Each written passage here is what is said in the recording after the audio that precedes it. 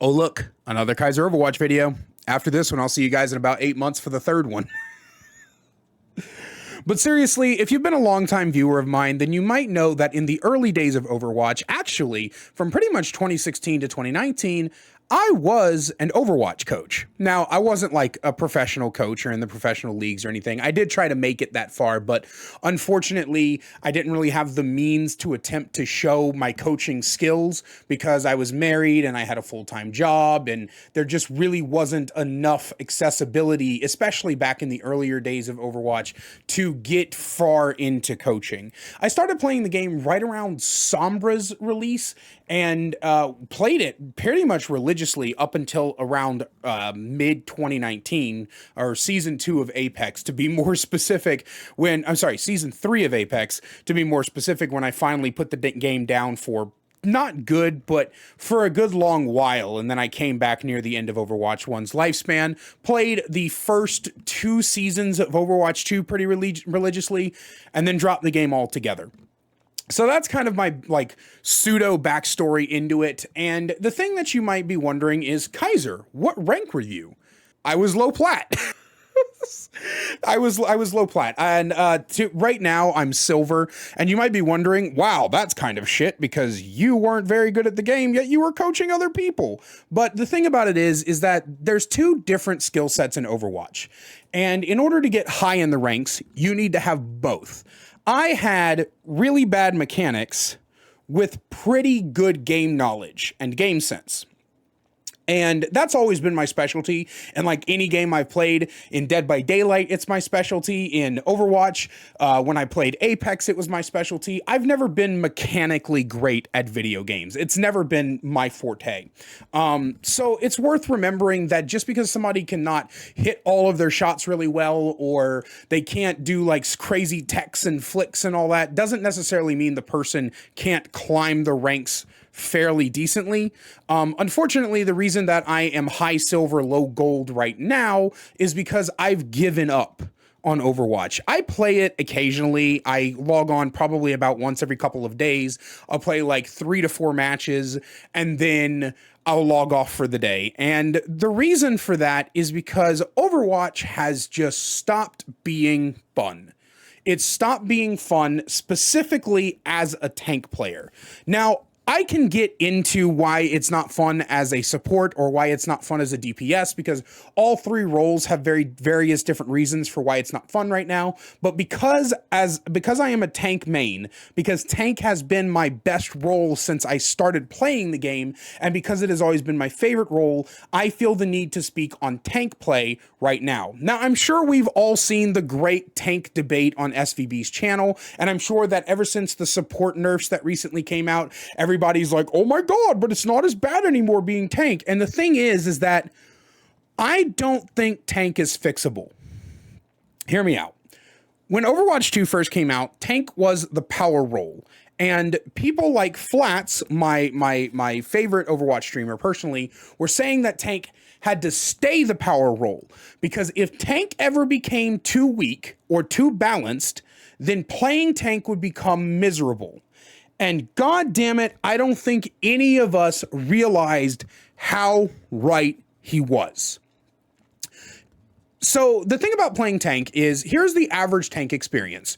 You log on, you pick tank, you load in, you pick whichever tank you want to play, you walk out of spawn, and one of 2 things is going to happen. Number 1, you're going to lose that fight, and then you're going to counterpick the enemy tank. Or number 2, you're going to win that fight, and all of the enemy team, or even most of the enemy team, is going to roll their asses out of spawn with your counters. And then you're going to blow up, and then you're going to be pissed, and then you're going to have to swap again, and then they're just going to swap again, and it's just going to be a never-ending domino effect of everybody counter-swapping you and only you. No one's going to counter-swap your supports. No one's going to counter-swap your DPS. They are going to counter-swap you. That is the main tank experience. Alternatively, even if they don't counter swamp you, here's what normally happens from the support's point of view. They're healing you, they're healing you, they're healing you, you're ducking in and out of cover, they're healing you, you're doing great. They turn to the right for a fraction of a second to heal one of your DPS, and instantly all of your health disappears. Fucking 700 health just poof, into the fucking great unknown. And the reason for that is because tanks are the only targets people seem to notice. If it's not the tanks, it's the supports. But again, this video isn't about supports. One of the big things about tanking that I loved so much about it was the decision making. As the spearhead of the engagement, which was the main tank's job in Overwatch 1, and now everybody's the main tank, as the spearhead of the engagement, as the person who decides where you fight on defense and when you fight on attack, the tank has always been my favorite role because I like to treat Overwatch like a strategy game. Once the changes around between season 2 and 3 started to happen, one of the biggest problems was that tank no longer felt like the strategy role. It no longer felt like the spearhead. It still is, but it doesn't feel that way because you as a tank have no impact. Everything about your impact as a tank is just your existence. You are there to be a giant bar of health for the enemy team to take down. Some tanks excel at letting that health bar extend, like Sigma, Roadhog, Orisa. I guess Ball, not really, but Ball, and some tanks excel at blowing up in an instant, like Reinhardt, Winston, Doomfist, Zarya. You know what I mean? So all of this time, if your entire impact as a tank is based purely on your existence, then not being able to exist for long periods of time weakens the tank inherently. And a lot of people, when they come to Overwatch and they see the role of tank, their first idea in their head is, well, it's called the tank. Of course it's supposed to have a big health pool and soak up all the damage. But that's never been the job of the tank. The job of the tank was always to command space. And that's why moving into Overwatch 2, when they originally said that most of the CC in the game would go to the tank role, I said fair enough, because the tank's entire job is to manipulate the battlefield by moving the enemy team away from the areas that you want them to move away from and bringing the enemy team into the areas you want them to be in. And that's why a lot of tank play works off of displacement. Roadhog, Doomfist, Ball, etc., all work off of displacing the enemy team. Meanwhile, other tanks hold space by being this very dominating presence. This is what Reinhardt used to be before he turned into paper mache. Reinhardt used to be a dominating presence. If you got too close, he would absolutely wreck you with his hammer swings because his hammer did cleave damage and it did massive amounts of damage.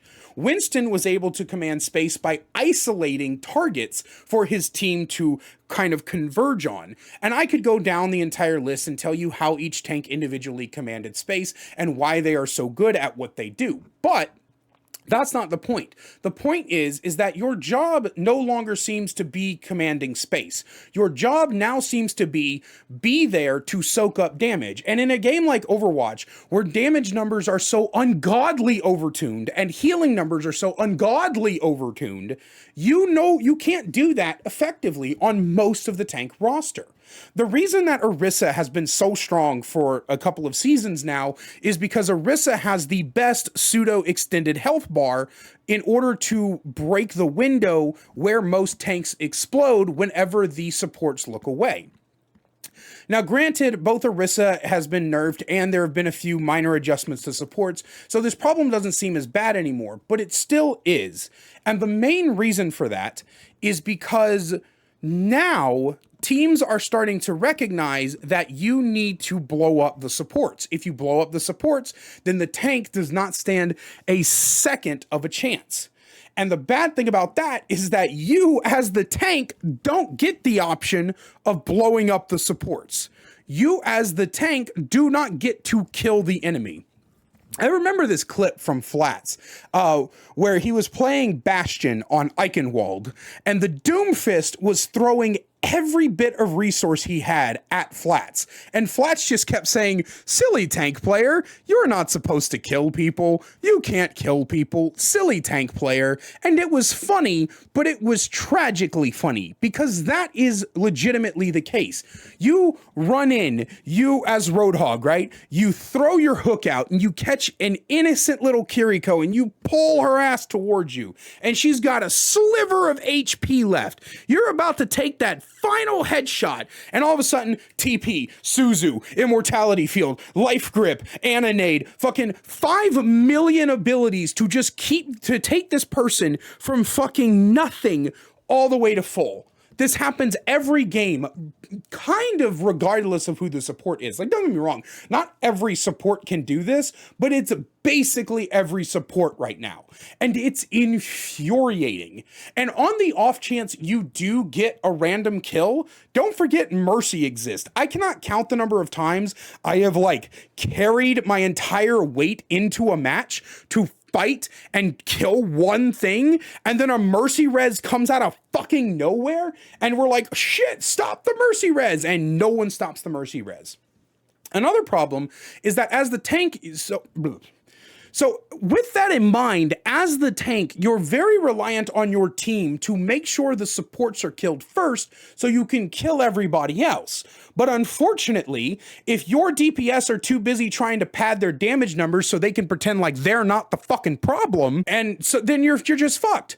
Because you've got your fucking Soldier and your Pharah both dumping all of their damage into the Orisa, and the Orisa's not dying. And then when you start losing, they all fucking suddenly plug in their Arby's microphones and start going, actually, yeah, I understand. Why you guys not fucking doing anything? I'm not getting fucking healed. Tank, why are you not fucking protecting me, bro? I'm the fucking baddest of the best. Shut up. And so part of the big problem there is that no matter what you try to do, nothing feels impactful. It really feels like it doesn't matter what you do as tank because your decisions don't seem to matter.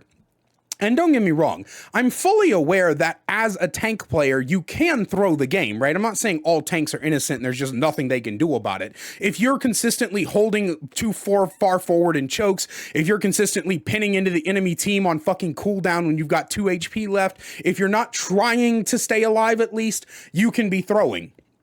But my point is that it is far harder to accuse the tank of throwing nowadays because most of the time it's not the tank's fault. What else are they going to do? You sit there and pour damage and pour damage and pour damage into the enemy team just for them to keep getting healed up because all of your damage as tanks just don't seem to fucking matter, and your DPS are too brain dead to shoot the actual targets that matter, and then your supports for whatever reason have decided they're tired of pumping heals into you, and so now they're going to stare at the sky and play with butterflies and not heal the fucking not heal the tank. And I know for a fact that somebody's going to come into the comments section and they're going to be like, oh my god, dude, it's just a skill issue. Quit blaming your team. You're obviously the problem. And look, I understand that there's obviously going to be a lot of things I can work on. In the B-roll footage that you're watching, there's like a big mistake that happened in like one of the earlier team fights where I didn't pay attention to my health and then I just walked into the fucking enemy Zarya or Diva. Reinhardt. I walked into the enemy Reinhardt and fucking died for it because I wasn't paying attention, right? I can recognize that I make mistakes and I can recognize that those mistakes will often get me killed. But let's not fucking pretend here like the tank is the carry role anymore. It just fucking isn't. Is the DPS the carry role? I don't believe so. I don't think that the support nerfs did enough. I think supports are still too fucking strong. I think there's too many immortality abilities in the game. I think they're too readily available. And most of all, I firmly believe that a lot of the power in the game belongs to the supports. They've got the entire game in their hand. And again, you need to rely on your DPS to kill the right targets. But the DPS are always far too concerned with trying to take down the big health pool and padding their stats. And so when you're the tank and you play everything, see, this is the thing, right? You can play everything perfectly as the tank, and it still doesn't seem to matter. It still doesn't seem to work. No matter what you do, what you try, it doesn't seem to function right. And winning as tank is never satisfying. Winning as tank is always about, fuck, we won a game, finally. You know what I mean? And that's the hardest part about it. So I don't know what the solution is. I just wanted to talk about why I hate tanking in Overwatch so much. And it's the reason that tank is always the role that has the fucking battle pass experience incentive, because nobody wants to play it because it's just not fun. But as always, I'd like to give a special thank you to my channel members, Demi D. Cardova, Peter RJ, Cinegrim, The Cannibal Main, Spirit Upgrades, and Nuclear Bomb for their additional support. If you'd like to know how to get thank yous at the end of videos, as well as see videos early, then make sure you click that join button down below. I love you guys so much, and I will see you in the next one.